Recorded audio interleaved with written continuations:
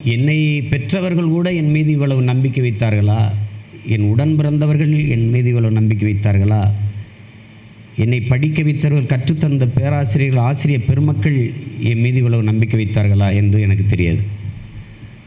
ஆனால் என் மீது என்னையும் அறியாத தொலைதூரத்தில் இருந்த இரண்டு உறவுகள் நம்பிக்கை வைத்ததென்றால், ஒன்று என் தலைவன் பிரபாகரன், இன்னொன்று என் தாய்மாமன் தமிழ் முழக்கம் ஷாகுல் ஹமீது.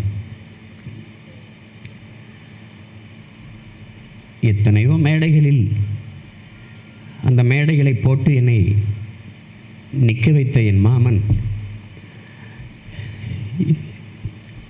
இந்த இடத்துல என்னை நிற்க வச்சிருக்க கூடாது. அவருக்கு தெரியும், அவர் இல்லைன்னா நான் வலுவிழந்து விடுவேன், பலம் இழந்து விடுவேன், ஒரு பலகீனமான ஒருவனாக ஆகிவிடுவேன் என்று தெரிந்தும் இதை செய்துவிட்டார். எங்கேயோ நிறுத்த வேண்டும் மருமகனே என்று கனவு கண்ட ஒருவன் என்னை இந்த இடத்தில் நிறுத்தியிருக்கக்கூடாது. தம்பி வெற்றிக்குமாரன் சொன்னது போல தீவிரமாக கட்சி பணியும் தேர்தல் பணியும் செய்து கொண்டிருந்தார். இந்த கொரோனா சூழலிலும் நாகப்பட்டினத்திற்கும் சென்னைக்குமாக போய் வந்து கவனமாக இருங்க, பத்திரமா இருங்கன்னு நான் சொல்லிட்டு தான் இருந்தேன். மணிசெந்திலுக்கு நோய் தொற்று வந்தபோது கூட, மாமா எச்சரிக்கையாக இருங்க, நீங்கள் இருமுறீங்க, உடனே பாருங்கன்னு, எனக்கு ஒன்றும் செய்யாது, உன்னை மாதிரி சீக்காளிக்கு தாண்டா பாதிப்பு, எனக்கு ஒன்றும் செய்யாது. ஆள் திடகாத்திரமாக இருப்பார், உயரமாக இருந்தாலும் நல்ல வலுவாக இருப்பார். அதில் அவர் கொஞ்சம் கவனக்குறைவாக இருந்துட்டார். அது இறுதியாக என்னிடத்தில் பேசும்போது அந்த குரல் இன்னும் எனக்கு கேட்குது. இருமிக்கிட்டே பேசுகிறார், மருமகனே எனக்கு ரொம்ப முடியல, எனக்கு இருமலாக வருது. அதுதான் கடைசி என்னிடத்தில் பேசுகிறது. அதுக்கப்புறம் அவரும் விரும்பி மருத்துவமனைக்கு போகலை. அது அவருடைய நண்பர் தம்பின்னு ஒரு மருத்துவர் கட்டாயப்படுத்தி இழுத்து கொண்டு போய் சேர்த்தார். அப்புறம் ரொம்ப நாள் கழித்து தான் எனக்கு இந்த செய்தி வருது. பதற அப்புறம் எப்படியாவது காப்பாற்றணும்னு அந்த தம்பி மருத்துவர்கிட்ட பேசினேன். அது 80 விழுக்காடு நுரையீரலில் வந்து அது பாதிச்சிருச்சு. அப்படிங்கும்போது அன்று ஏற்பட்ட மன அழுத்தம் தான், அது மீளவே முடியல. அதுக்கப்புறம் நான் என் தம்பி லியோட்ட வெற்றிகிட்ட பேசி, என்னுடைய தம்பி லியோ இருக்கான், காமாட்சி மருத்துவமனையில் ஒண்டி சேர்த்தோம்.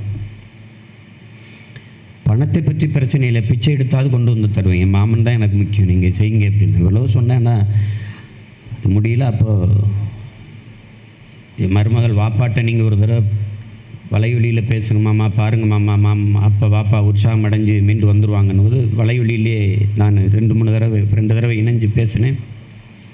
நான் பேசுகிறத கேட்டுக்கிட்டு எனக்கு புரட்சி வணக்கம் வைக்கிறார். நான் நிறைய நம்பிக்கை கொடுத்தேன். ஒரு சாதாரண மகனாக இருந்து போராடி உயர்ந்த ஒரு போராட்டக்காரன் அவன் வந்து வந்துடுவான் என் மாமன்னு நினச்சேன். அது நடக்கலை.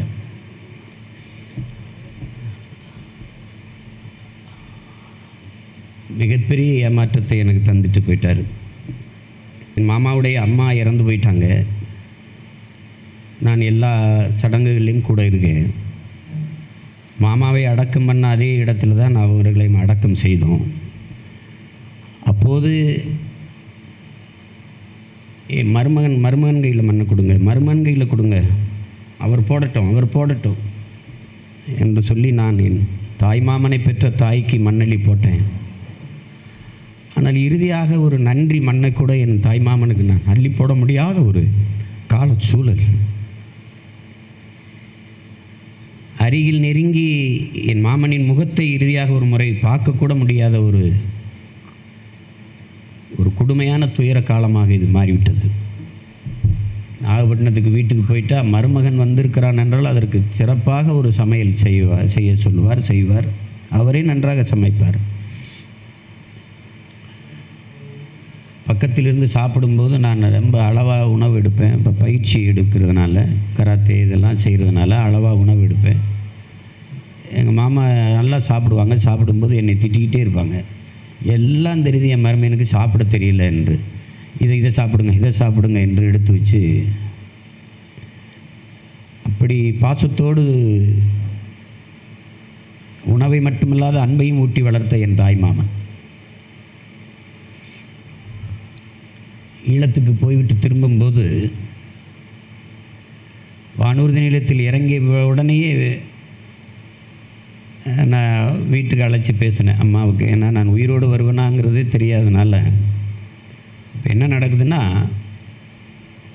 அங்கே போனால் உயிரோடு வரமாட்டாருன்னு யாரோ சொல்லிட்டாங்க எங்கள் வீட்டில், எங்கள் அம்மாட்ட எங்கள் அப்பாட்ட. இப்போ அவங்க அழுதாங்க போகக்கூடாதுன்னு. நீ போனால் நாங்கள் விஷம் குடித்து செத்துருவோன்றாங்க.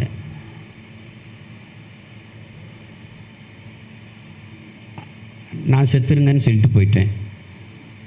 சாகலை, அது வேறு, சொல்லிட்டு போயிட்டேன். அனுப்பி வச்சது ஜெகதீசன் தான் இருக்கான். நாள் இங்கேருந்து போகிறோம், பெங்களூர் கிட்ட போயிட்டோம். சிங்கப்பூர்லேருந்து போகிறதா மும்பையிலேருந்து போகிறதா என்று முடிவெடுக்கும்போது, இல்லை பெங்களூர்லேருந்து போகலாம் என்று முடிவெடுத்து போகும்போது திருப்பி அவனுக்கு தான் அழைப்பு வருது, அண்ணனை திருப்பி அழைச்சிட்டு வந்துருங்க, நாளைக்கு போகலாம் அப்படின்னு. அப்போ திரும்பி வந்து இரவே நாங்கள் பயணம் சொல்லிட்டோம், படுத்து கிடக்கிறோம். ஏன்னா அங்கே இலங்கையில் சுதந்திர தினம், அவங்க பங்குக்கு பட்டாசு வெடிப்பாங்க, நம்ம பங்குக்கு 2 வெடிக்க வேண்டாமா என்று என் தம்பி சொல்லி திருப்பி கூட்டி வர சொல்லிட்டான். அப்புறம் அடுத்த நாள் அதிகாலையில் கிளம்பி போனோம் 2 பேரும். போய் இறங்கி வந்து இறங்கும்போது கேரளாவில் இறங்கினேன். அப்போ அங்கேருந்து திருப்பி இங்கே வர்றதுக்கும்போது வந்து இறங்கி அம்மாவுக்கு எடுத்து பேசினேன். எங்கள் அம்மா கேட்டாங்க, என்னப்பான்னு, இத்தனை வருஷத்தில் ஒரு தடவை கூட எங்கள் அண்ணனை போல் பாசமாக நீங்கள் அம்மா எனக்கு சோறு ஊட்டவே இல்லை என்று. அவ்வளவு பாசமாக உணவு ஊட்டியவன் என் தலைவன், என் தாயின் பாசத்தை தாண்டி உணவு ஊட்டியவன் என் தாய் மாமன் தமிழ் முழக்கம் சாகுல் ஹமீது. எனக்கு நான் கேட்காமலேயே என் செலவுக்கு பணம் கொடுத்து அனுப்பியவர்கள் வந்து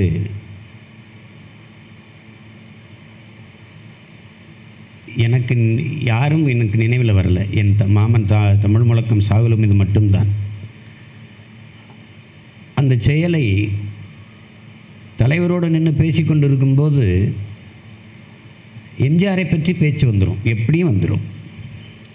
1 மணி நேரம் பேசுகிறார் என்றால் ஒரு 10 நிமிடம் 15 நிமிடம் எம்ஜிஆர் அவர்களுடைய பேச்சு வந்துடும்.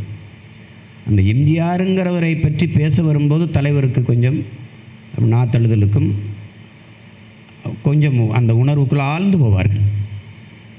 நான் அவ்வளவு ஒரு பாச பிணைப்பு அவர் 2 பேருக்கும் இருந்தது. ஒரு அப்பா மகன், அண்ணன் தம்பி மாதிரி ஒரு பிணைப்பு.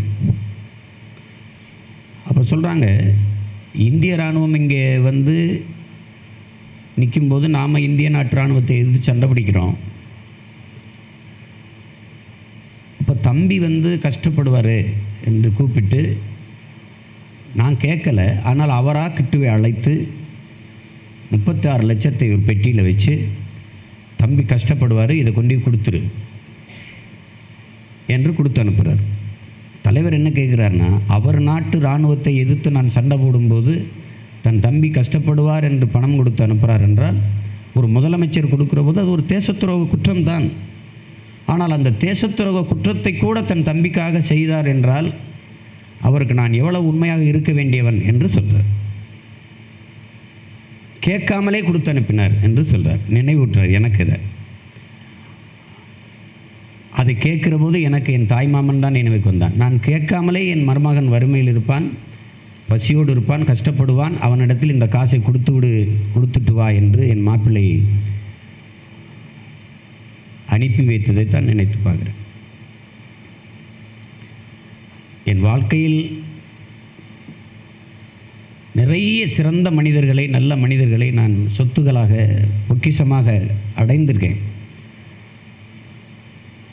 அப்படி நான் அடைந்த ஒரு அற்புதமான உறவு, அரிய உறவு என்றால் என் தாய்மாமன் தமிழ் முழக்கம் சாகுல் ஹமீது அவர்கள் தான்.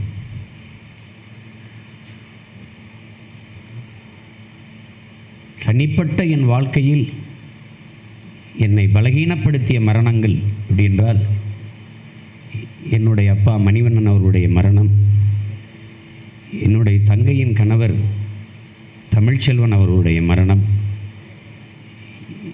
என்னிடத்தில் வாகனத்தை ஓட்டி கொண்டிருந்த என் அன்பு தம்பி அன்பு செழியன் என்று நான் பெயர் வைத்து அழைத்த என் தம்பி அன்பு, பிறகு என்னுடைய தாய்மாமன் தமிழ் முழக்கம் சாகுல் ஹமீது.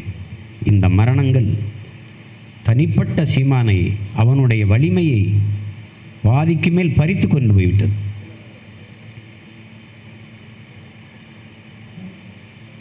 எது ஒன்றும் ஓடாது திக்கு தெரியாத ஒரு காட்டில் நிற்கிற ஒருவனைப் போல திகைத்து நிற்க வைத்து விட்டது.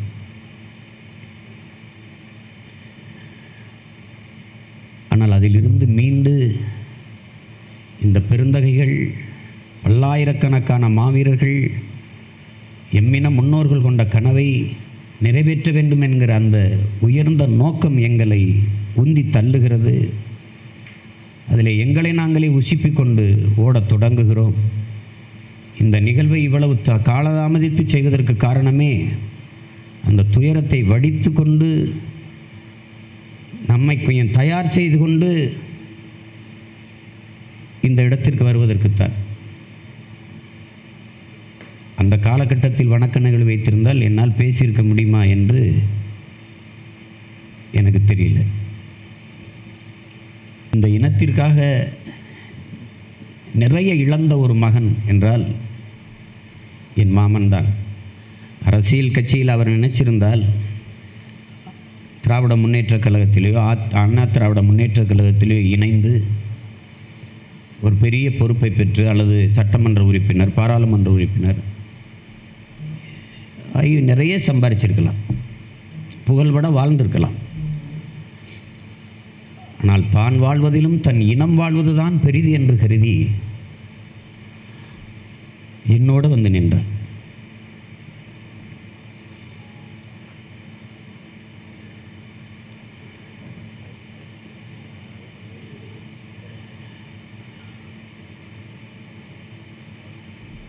ஈழ விடுதலையின் மீதும் தலைவர் பிரபாகரனின் மீதும் பெரும்பற்று கொண்டு வாழ்ந்த ஒரு மகன். தம்பி ஜெகதீசன் அவர்கள் சொன்னது போல, தலைவரிடத்திலே பேசி கொண்டிருக்கும்போது தமிழகத்தில் யாரெல்லாம் நம்முடைய உணர்வாளர்கள் என்று பேசும்போது நான் முதலில் என் மாமன் பெயரை சொன்னேன். தமிழ் முழக்கம் ஷாவுல் ஹமீது அப்படின்னு கேட்டுக்கிட்டார்.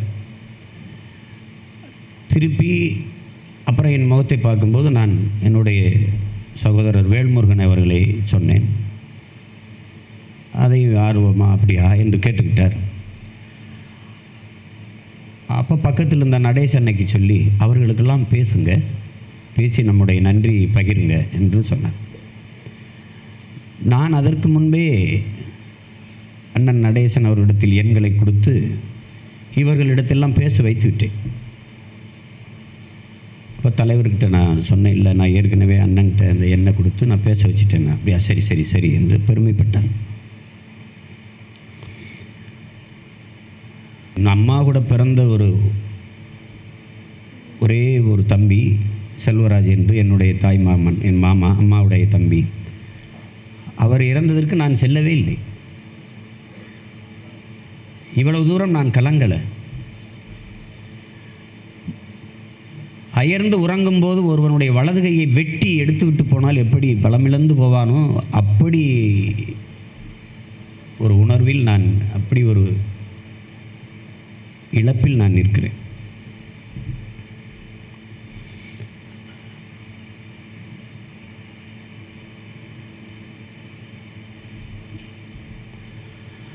எப்போது உறங்கினாலும் நான் எழுப்பினால்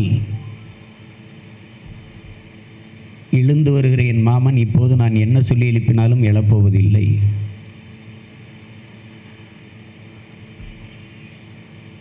நான் நிறைய பக்குவமும் நிதானமும் பெற்ற முழு மனிதனாக ஆகிவிட்டேன்.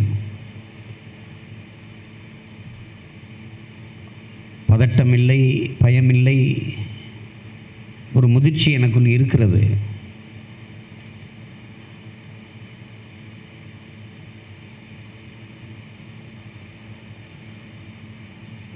நான் படிக்கிறேன், தாயின் கருவறையிலிருந்து பிறப்பது மற்றவர்கள் பார்வையில் பிறப்பு, குழந்தையின் பார்வையில் அது ஒரு இறப்பு தான். ஒரு உலகத்திலிருந்து இறந்து இன்னொரு இடத்திற்கு வருகிறது என்கிறான். அப்போ பிறப்பே குழந்தையின் பார்வையில் இறப்பு தான் என்று எழுதுகிறார். அப்படி இறப்பு மரணம் என்பதும் மனித வாழ்க்கையில் ஒரு பயணத்தில் அதுவும் ஒன்றுதான் என்று பழகியிருந்தாலும் கூட என் மாமனின் மரணத்தை மனது ஏற்க மறுக்கிறது. ஆனால் நான் என்ன எண்ணிக்கொண்டு என்னை தேற்றுகிறேன் என்றால்,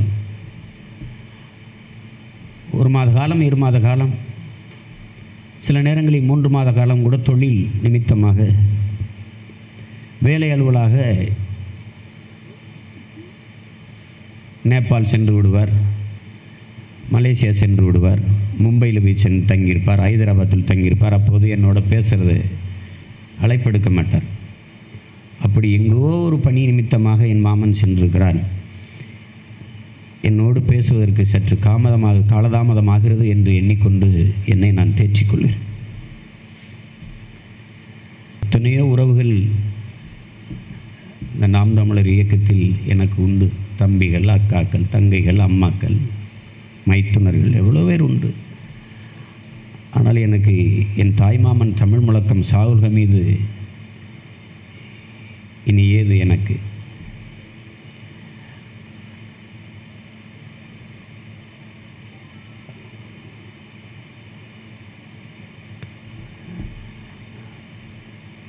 வேறொரு நிகழ்வில் நான் இப்படி கலங்கி நின்றால் என் மாமன் அதை தாங்குவானா, பொறுப்பானா என்பது நினைத்து கூட பார்க்க முடியாது. ஆனால் அவனே எனக்கு நினைவாய் போவான் என்று நான் கனவிலும் நினைக்கல. பல்லாயிரக்கணக்கான மாவீரர்களின் கனவை சுமப்பது போல இனி என் மாமனின் கனவையும் சேர்த்து நான் சுமப்பேன். இந்த நாம் தமிழர் பிள்ளைகள் எல்லோரும் சேர்ந்து சுமப்போம்.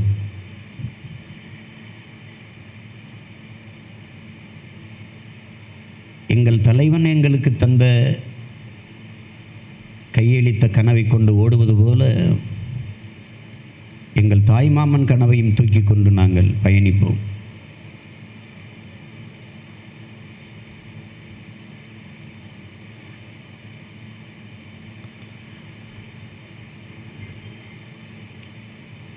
நிறைய மரணங்கள் நிகழ்ந்திருக்கிறது நம் இனத்திலும் சரி, என்னுடைய வாழ்வில் பயணத்திலும் சரி. என் மாமனின் மரணம் என்னை பெரிய அளவுக்கு மன தாக்கத்தை தந்துட்டு, மீளவே முடியாமல் மிகுந்த மன அழுத்தத்துக்கு ஆளாகி உடல் நலிவுற்று தான் மருத்துவமனை சென்று சோதிக்கப்படும். அந்த மருத்துவர் தம்பி சொல்கிறேன்னு சொன்னார், உங்கள் நோய்க்கு யாருமே எந்த மருத்துவரும் மருத்துவம் செய்ய முடியாதண்ணா, அதுக்கு ஒரே மருத்துவர் நீங்கள் தான். மன அழுத்தத்திலிருந்து மீளுங்கள், முதலில் உறங்குங்கள், உங்கள் சுமைகளை பகிர்ந்தளியுங்கள். எல்லா பாரத்தையும் நீங்களே சுமந்தீர்கள் என்றால் எந்த மருத்துவராலும் இந்த நோயை குணப்படுத்த முடியாது என்று அறிவுறுத்தினர்.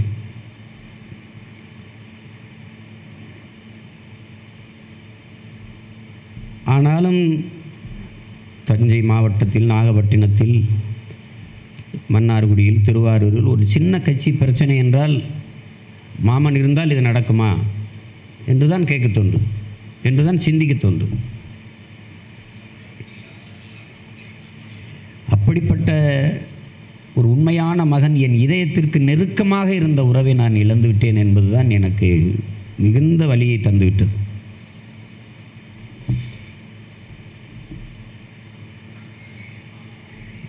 உங்களுக்கு ஒன்றை சொல்ல நான் விரும்புகிறேன். எல்லா என் உறவுகளிடத்திலிருந்தும் ரம்ஜானுக்கு உணவு வரும். எனக்கு பக்ரீத், ரம்ஜான் பெருநாள், ஈகை பெருநாளுக்கெல்லாம் என்னுடைய மச்சான் அன்வர் வீட்டிலிருந்து, என்னுடைய தம்பி ஷேக் ஒரு வீட்டிலேருந்து நிறைய எனக்கு மைத்தினர்கள் உண்டு, தம்பிகள் உண்டு, அண்ணன்கள் உண்டு, எல்லாரும் அனுப்புவாங்க. ஆனால் என் தாய்மாமன் வீட்டிலிருந்து மட்டும் எனக்கு உணவு வராது. ஏனென்றால் அவன் ஒருபோதும் தன்னை ஒரு இஸ்லாமியர் என்றே கருதி கொண்டதே இல்லை.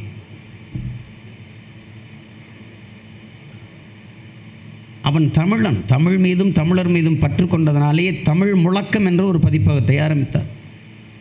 இன்னும் கூட சென்னை அண்ணா சாலையில் அந்த அலுவலகம் இருக்கிறது. அங்குதான் நாங்கள்லாம் கூடி பேசுவோம் அரசியல்.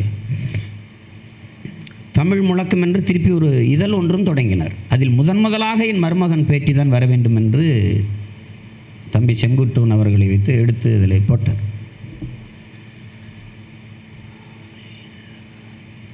அவருடைய கனவு மொத்தமும், அவருடைய எல்லாமும் என்னை சுற்றியே தான் நகல்.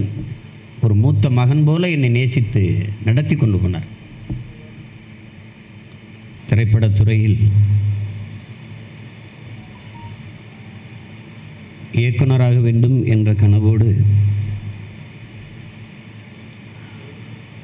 சென்னைக்கு வந்த நான்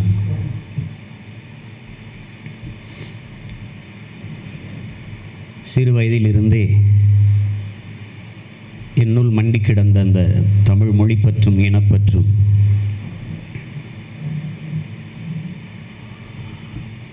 அது சார்ந்த தலைவர்களையே சந்திக்க காலம் எனக்கு வாய்ப்பு ஏற்படுத்தி தந்தது.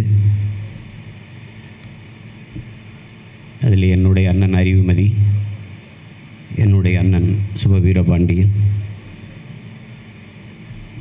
என்னுடைய அண்ணன் குளத்தூர் மணி, மதிப்பிற்குரிய பெருந்தலைவர் ஐயா மணியரசன், அண்ணன் தியாகு, ஐயா நெடுமாறன், ஐயா வீரமணி போன்றவர்களுடைய நட்பு, உறவு, பழக்கம் இதுவெல்லாம் ஏற்பட்ட பிறகுதான் என்னுடைய பாதை பயணம் எல்லாம் மாறியது.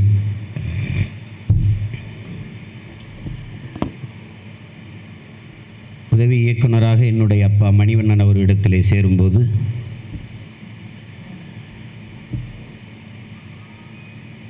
அவரிடத்திலே இருந்த இன உணர்வு, மான உணர்வு எல்லாம் எங்களை ஒரே பாதையில் இணைத்து பயணித்தது. அந்த காலகட்டத்தில் தான் என்னுடைய தாய்மாமன் எனக்கு அறிமுகமாகிறார். எங்கோ பிறந்தோம், எங்கோ வளர்ந்தோம், என்னையும் என் மாமனையும் இணைத்தது ஒன்றுதான், எங்கள் தமிழும் எங்கள் தலைவன் பிரபாகரனும்தான்.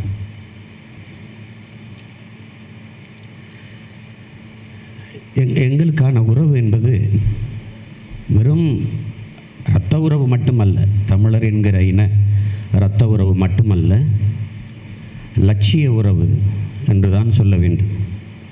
தமிழ் மீட்சி, தமிழின எழுச்சி, தமிழ் தேசிய இன விடுதலை, தமிழர்களுக்கென்ற தேச விடுதலை, இந்த லட்சிய உறவு தான் எங்களை மிகவும் நெருக்கமாக பிணைத்து இணைத்தது.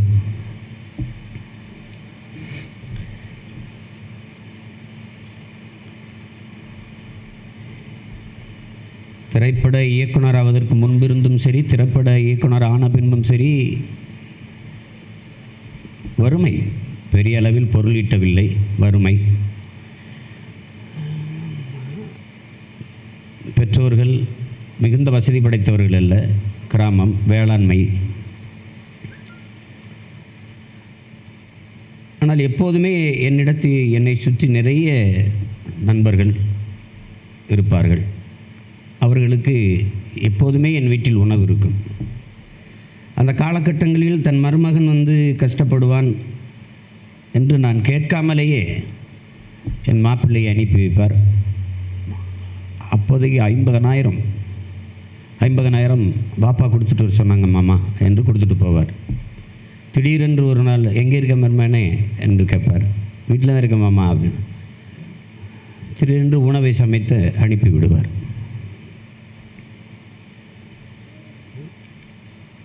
அப்படி பல காலங்கள், பல மேடைகளில், ஒரே இலக்குக்காக பல தலங்களில், தேனை உண்ண வேண்டும் என்ற நோக்கத்திற்காக வண்ணத்து பூச்சி எப்படி பல மலர்களில் உட்காருதோ அப்படி பல இயக்கங்களில் இருந்தவர்கள் நானும் என் மாமனும் இந்த தென்னரசனும். நாங்கள் ஏறி நிற்காத மேடை என்றால் அதிமுக, இந்த பாரதிய ஜனதா, இந்த மேடைகள், ஏன் காங்கிரஸ் மேடையில் கூட நான் ஏறி பேசியிருக்கேன்.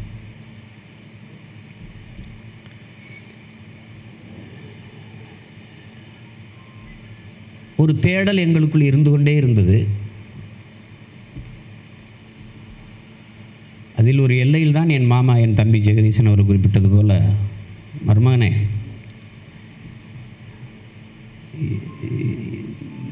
நம்ம ஒரு கட்சி ஆரம்பிப்போம், நீ தலைவராக இருந்ததை தொடங்குன்னு. நாங்கள் ரொம்ப ரொம்ப கேலியாகவும் கிண்டலாகவும் பேசிக்கொள்வோம் மாமன் மருமகன்கிற உறவில். அப்போ கேட்டேன், என்ன மாமா நீங்கள் லூஸா? ஜெகதீஸ்வர், மாமா லூஸ் ஆகிட்டாராட. அது எதுக்கு மாமா, நமக்கு இத்தனை இயக்கங்கள் இருக்குது, அதில் நம்ம ஒன்று புதுசாக ஆரம்பிக்கணுமா என்று நான் எங்கள் மாமாவை திட்டினேன்.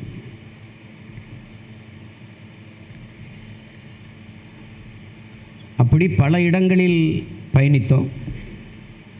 ஒரு அண்ணன் வைகோ அவர்களோட மறுமலர்ச்சி திராவிட முன்னேற்ற கழகத்திலும் இருந்தார், திமுகவில் இருந்தார். அங்கிருந்து மறுமலர்ச்சி திராவிட முன்னேற்ற கழகத்தில் இருந்தார். அப்போது ஐயா செஞ்சியார் அவர்களெல்லாம் அவருக்கு ரொம்ப நெருக்கம், பழக்கம். அந்த காலகட்டத்தில் தான் அவர் அந்த பொடாவிலே கைது செய்யப்படுகிறார்.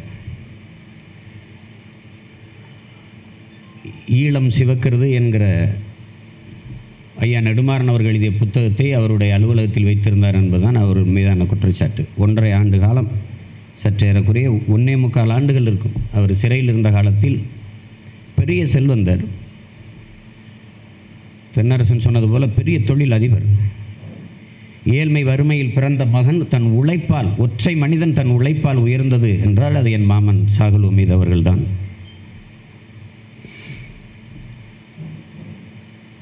ஒரு கூட்டத்தை நடத்த வேண்டும் என்று நினைத்தால் பெரிதாக கற்பனை செய்வார், பெரிதாக சுவரொட்டி ஒட்டுவது, பெரிய மேடை அமைப்பது, பெரிதாக கொடியை கட்டுவது, உள்ளுவதெல்லாம் உயர்வுள்ளல் என்பதற்கேற்ப வாழ்வார். பிரம்மாண்டமாக இருப்பார், எதையும் சிந்திப்பார். கொண்ட கொள்கைக்காக கோடிகளை கொட்டி இறைப்பார். பணமா இனமா என்றால் இனம்தான் முதன்மையானது என்று கருதக்கூடிய ஒரு மகன். அந்த பொடா சட்டத்தில் கைது செய்யப்பட்டு சிறைப்பட்ட காலத்தில் தலைவன் இல்லாத குடும்பம் போல அவர் குடும்பமும் தொழிலும் தத்தளித்து இழப்பை நிறைய சந்தித்தது. அதிலிருந்து அவரால் மீளவே முடியவில்லை. தன் மருமகனிடத்தில் வரும்போது அவர் ஒரே ஒரு வருத்தம் தான் அவருக்கு. பணம் இருக்கும்போது என் மருமகன் கட்சி ஆரம்பிக்கவில்லை, இப்படி இந்த மருமகனுக்கு செய்யணும்னு நினைக்கும் போது என்னிடத்தில் பணம் இல்லையே என்று புலம்பிக்கொண்டே இருப்பார். நீங்கள் சும்மா இருங்க மாமா, அதெல்லாம் ஒன்றும் இல்லை, நீங்கள் இருக்கிறதே எனக்கு பெரிய பலம், பெரிய பணம், பெரிய சொத்து, உங்களை விட எனக்கு என்ன வேணும் என்று, நீங்கள் இருந்தாலே போதும் என்று சொல்லி நான் தேற்றுவேன்.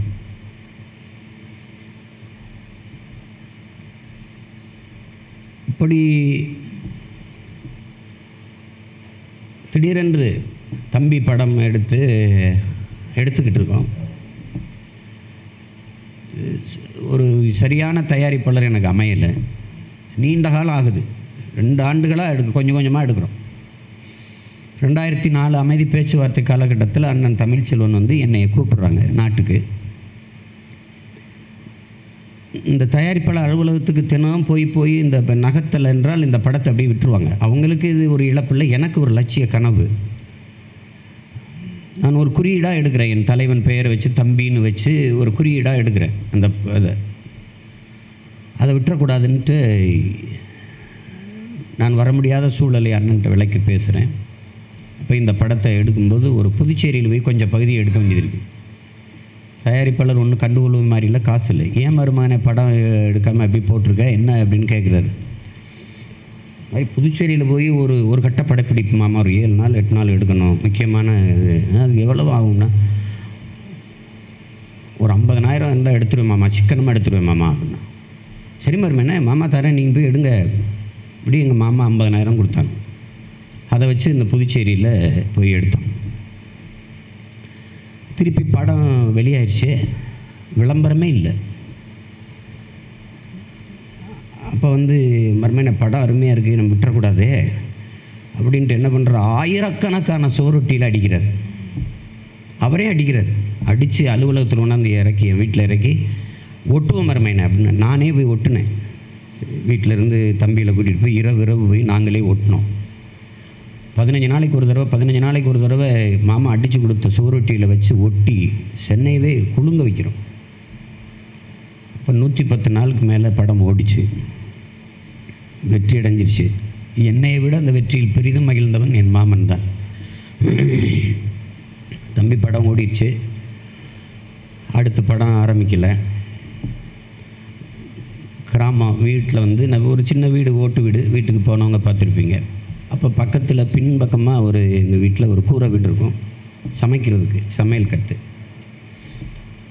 அதில் தான் நான் இருப்பேன். இந்த மண்ணெண்ணெய் விளக்கில் படிப்பேன், அங்கேயே படுத்துக்கிடுவேன். அதுதான் சமையலர். அது ஓலை வீடு தானே. அது எப்படி பார்த்தாலும் ஒரு 2 ஆண்டு 3 ஆண்டுக்கு ஒரு தடவை மக்கி போயிடும், ஒழும். மழை இப்போ ஐப்பசி கார்த்திகையில் மழை காலங்களில் ரொம்ப கஷ்டப்படுவாங்க. நான் இருக்கும்போது, சின்ன பிள்ளையா இருக்கும்போது சரி, எங்கள் அம்மா வந்து இந்த பாத்திரத்தை வச்சு எடுத்து ஊற்றும். ஒழுகிற இடங்களில் சின்ன பாத்திரங்களை வைப்போம். கோணி துணி சாக்கை விரித்து ஈரத்தை உலர்த்துவோம். அது ரொம்ப கடினம். அப்போ அம்மா எப்போ பார்த்தாலும் சொல்லுவாங்க, எப்பா இது ஏதாவது ஒன்று பண்ணி விடுப்பா, இதுக்கு ஏதாவது ஓடாது மாட்டி விடுப்பா அப்படின்னு. எதுவுமே இதையாவது செய்வோம் அம்மாவுக்கு நினச்சி அப்படியே யோசிச்சுட்டு இருந்தேன். அப்போ ஒரு இடம் நமக்கு இருந்தது. அந்த இடத்துல ஒரு சமையலறை மாதிரி முதல்ல ஒரு சமையலறையை கட்டுவோம். அப்புறம் அதுன்னு நினச்சிட்டு இருந்தபோது திடீர்னு எங்கள் மாமா வந்தாங்க. அப்போ மறுபடியும் ஒரு தொழில் தொடங்கி கொஞ்சம் பணம் வர ஆரம்பிச்சிட்டுது. மறுபடியும் மாமா மறுபடியும் நல்லா வந்துடுவேன், நீ எதுக்கு யோசிக்காத, தைரியமாக இரு. சரி மாமா. திடீர்னு வந்தோடனே நான் அந்த வளசரவாக்கு ஒரு வீட்டில் இருந்தேன்.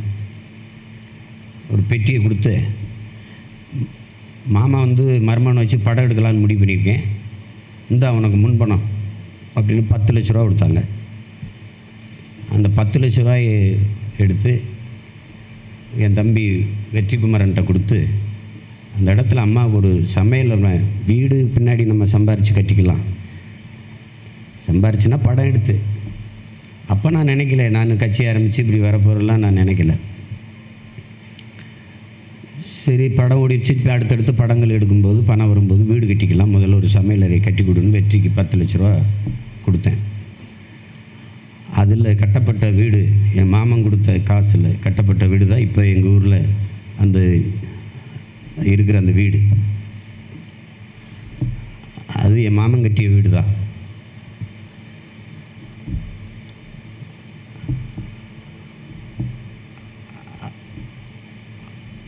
அவனுக்கு 2 தான். ஒன்று நபிகளின் மொழி, அதன் வழி. அதுக்கப்புறம் உலகத்திலே அவனுக்கு அவன் மருமகனுடைய மொழியும் அதன் வழியும் தான் அவனுக்கு.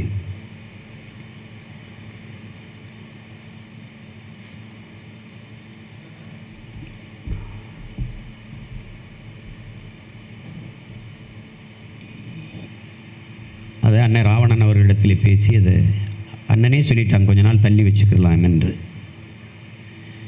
உங்கள் எல்லோருக்கும் சொல்லுகிறேன், என்னுடைய உயிர், என்னுடைய பாதுகாப்பு எப்படி உங்கள் எல்லோருக்கும் முக்கியம் என்று நீங்கள் கருதுகிறீர்களோ, அப்படி உங்கள் எல்லோருடைய உயிரும் எனக்கும் இந்த மண்ணுக்கும் மக்களுக்கும் அவ்வளவு முக்கியம் என்பதை நீங்கள் உணர்ந்து பொறுப்புணர்வோடும் பாதுகாப்போடும் இருங்கள். சிறிதும் கவனக்குறைவு வேண்டாம்.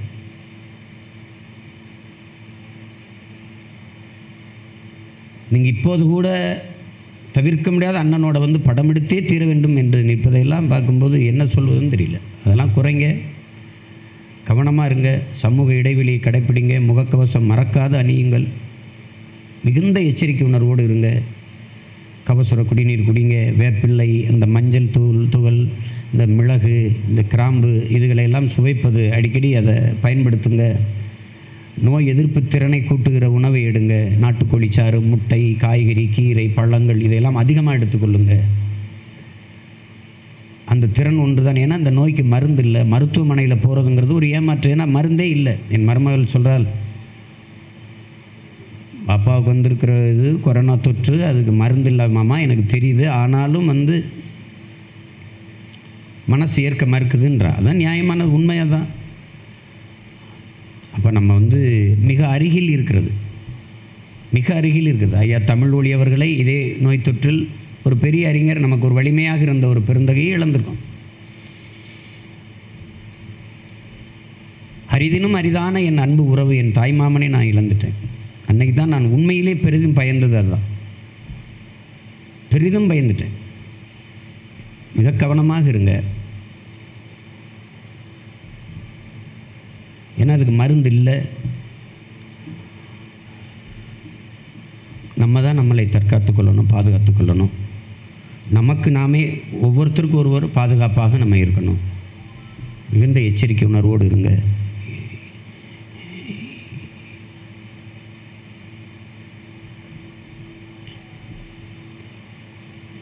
என் மாமனுக்கு ஒன்று சொல்லுவேன்.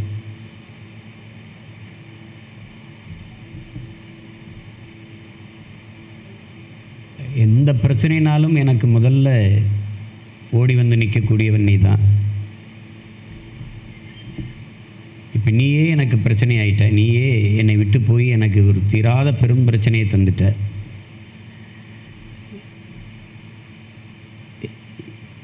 இவ்வளவு பெரிய பாசத்தையும் அன்பையும் காட்டி பாதியிலே அதை பறித்து கொண்டு போய் என்னை பலகீனப்படுத்திட்ட.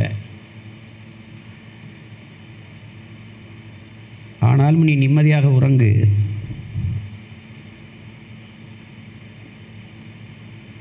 உன் படத்திற்கு முன்பு நான் ஏற்றிய அந்த சுடர், அந்த விடுதலை சுடர், பல ஆயிரக்கணக்கான மாவீரர்களின் ஈகைச் சுடர், உன்னுடைய உயிர் சுடராகவும் அது எரிகிறது.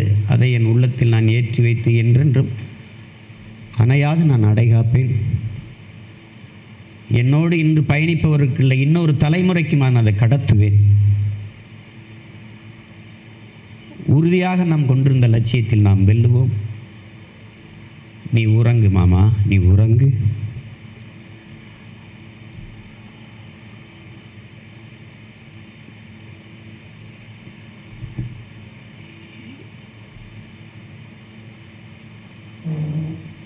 ஒரு அனாதை போல உன்னை நான் அடக்கம் செய்து விட்டனோ என்கிற குற்ற உணர்வு என்னை உறுத்துகிறது. எவ்வளவு பெரிய படை உன் மருமகன் வைத்திருக்கிறேன். ஆனால் நீ ஒற்றை மனிதனாக பயணித்து போய் உறங்கிக் கொண்டாய். உரிய மரியாதை கூட உனக்கு செய்ய முடியாது. என்னை கயிறு நிலையில் விட்டுவிட்டுச்சு. காலம் தள்ளிவிட்டது. என்னை மன்னித்துக்கொள். நான் ஏமாற்றி விட்டேன். என் அத்தைக்கிடத்தில் வீட்டில் இருக்கிற எல்லார்ட்டையும் எப்படியாவது என் மாமாவை காப்பாற்றி கொண்டு வந்து தருவேன் என்று நான் சொன்னேன். அதை நீ பொய்யாக்கி விட்டாய். சரி, போய் உறங்கு. நான் மட்டுமல்ல, உனக்கு பல லட்சக்கணக்கான மருமகன்கள் இருக்கிறார்கள், மருமகள்கள் இருக்கிறார்கள். அவர்கள் உன் கனவை எடுத்து சுமப்பார்கள். நிம்மதியாக இரு. நிம்மதியாக உறங்கு மாமா. உனக்கு என்னுடைய இந்த மருமகனுடைய வணக்கத்தை செலுத்துகிறேன்.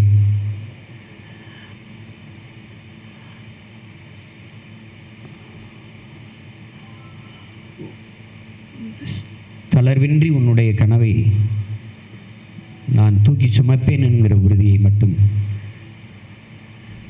நான் அதை தர வேண்டியதில்லை, நீயே அறிந்திருப்பாய்.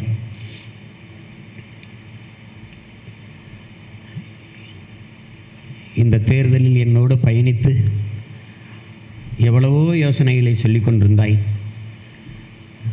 நாம் உறுதியாக வெல்லுவோம் மருமகனே. நான் மக்களை சந்திக்கும் போது பெரிய மாறுதல் வருது மருமகனே, நீ நினைக்கிற மாதிரி இல்லை, நம்ம பெரிதாக வெல்ல போகிறோம் என்று சொல்லி கொண்டிருந்தாய்.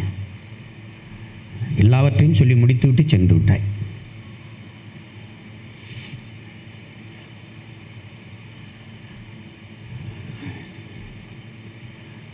நீ இருந்து எனக்கு பலம் தந்தாய்.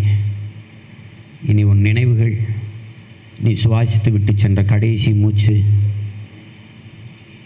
என்னை சுற்றியே அந்த சுவாச காற்று சுழலும்.